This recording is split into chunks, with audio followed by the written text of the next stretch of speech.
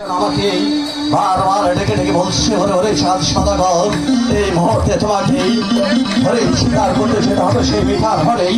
আর তুমি যদি মিঠার হরে হরে স্বীকার করতে না যাও তাহলে তোমার ভাগ্যে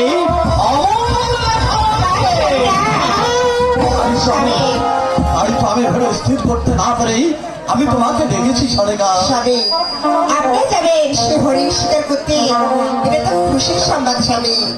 তাই বলছি আমি আপনাকে আমি খুশি মনে শিকারের বেশে সাজিয়ে দিব।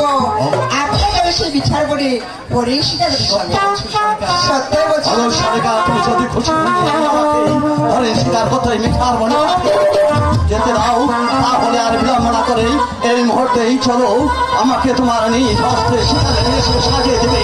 আমি যাবো সেই হরিণ স্বীকার করতে মিঠার